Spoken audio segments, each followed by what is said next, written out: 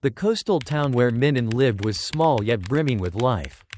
Old wooden houses clustered closely along the hillside, all facing the boundless blue sea. Every morning, as the sun peaked above the horizon, golden light poured over the water, making it shimmer as if sprinkled with silver dust. The early breeze carried the salty scent of the ocean into every cobblestone street, while the sound of waves blended with the cries of seagulls, creating the familiar melody of the sea, a tune that had accompanied Minh's entire childhood. Minh, a boy with eyes as bright as gemstones and a gentle smile, had always loved sitting on the doorstep, quietly watching the fishing boats set sail, disappearing beyond the horizon. Deep inside, a dream burned brightly. One day, he would set foot in faraway lands and make friends with people who spoke different languages and lived in different cultures. He believed that to make this dream come true, he needed to master English, the language that served as a bridge to the world.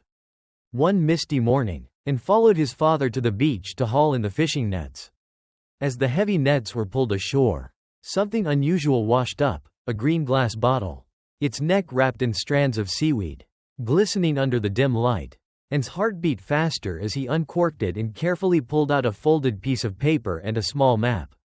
Both were written in English, the handwriting flowing and graceful, almost as if it were calling out to him. Minh scanned the lines but, apart from a few familiar words, couldn't understand the message. A wave of curiosity mingled with frustration surged within him. In that very moment, he knew he had found the true reason to begin a new journey. That night, while the whole town was asleep, Minh sat at his small wooden desk under the warm glow of an oil lamp. In front of him lay the paper and the map, beside his old notebook, the one he used to jot down anything interesting. He examined each letter, comparing them to what he had learned at school, then opened the worn-out dictionary his father had bought from a sailor. Every time he found the meaning of a word, he smiled and carefully wrote it down in his notebook, adding his own special marks to remember the pronunciation. From that day on, outside of helping his father mend nets or assisting his mother at the market, Minh spent every free moment learning English. He visited the town's small library to borrow children's books in English. At first, he read painfully slowly, stopping often to look up words. But gradually, stories about loyal dogs, autumn forests, and mischievous neighborhood boys became easier to understand. Once, when a group of foreign sailors arrived at the port, and mustered the courage to greet them in English. His words were hesitant, but his bright smile and determined eyes left an impression. An elderly sailor with silver hair handed him an old fountain pen and said, "For your stories to come." Every evening, and took out the paper from the bottle, fitting the new words he had learned into the sentences, imagining the message's meaning. Over time, the mysterious lines grew less foreign. He could feel himself drawing closer to unlocking the message, and closer to his dream of going beyond the horizon. One late summer evening, after months of perseverance, Minh sat by his wooden window, listening to the gentle waves outside. Before him lay the same piece of paper that had accompanied him throughout his journey of learning. This time, as his eyes moved over the lines, he realized he could understand almost everything. His heartbeat quickened as he pieced together the meaning.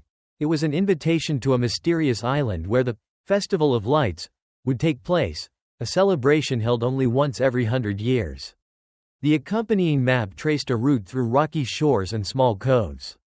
He sat still for a long moment, both astonished and exhilarated. That night, sleep eluded him as visions filled his mind, lanterns floating across the sea, the lively sounds of a festival, and the faces of strangers he had yet to meet. The next morning, Minh told his parents the entire story. At first, they were worried. He was still so young, but when they saw the determination in his eyes, they knew this was a rare opportunity. His father gave him a small knife for protection, while his mother packed biscuits and a wool scarf. Carrying only his notebook, the fountain pen, and the letter, Minh boarded a sailing boat with a crew of sailors willing to take him along. As the boat drifted away from the dock, and looked back at the small town, his heart swelling with both nostalgia and excitement. Ahead lay the endless ocean, and somewhere beyond the horizon, the island and the Festival of Lights awaited. The first days at sea filled him with both thrill and unease. The vast ocean stretched endlessly, waves crashing against the hull in a deep, rhythmic song, The salty wind tangled in his hair and clung to his clothes. On board, sailors from different countries conversed in English, mingled with other unfamiliar tongues, and listened intently, catching familiar words, sometimes boldly asking for the correct pronunciation. Each time he understood a sentence or answered a question, he felt himself grow stronger. But the sea was not always gentle. On the third day, a sudden storm rolled in, fierce winds tossing the boat from side to side.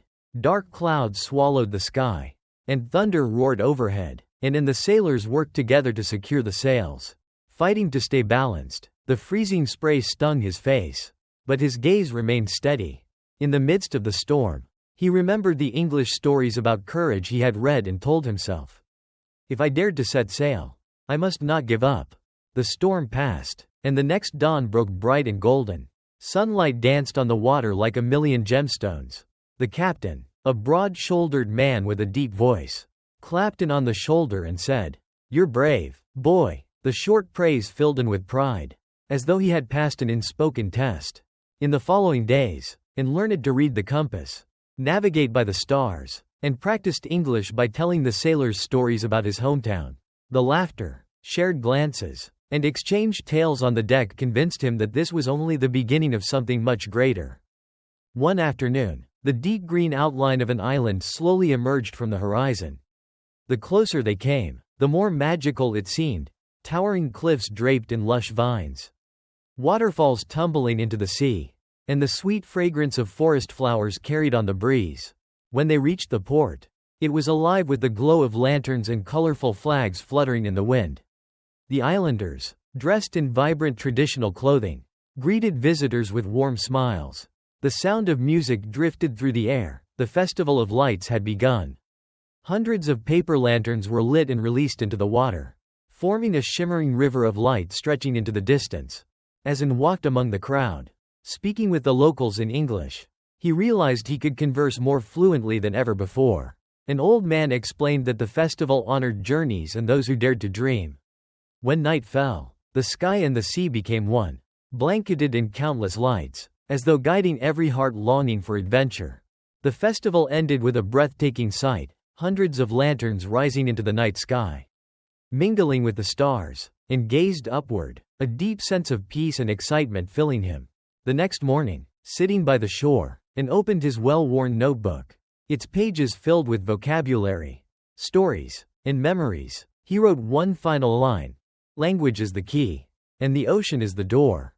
Leaving the island, Minh was no longer just a boy who dreamed of far-off places.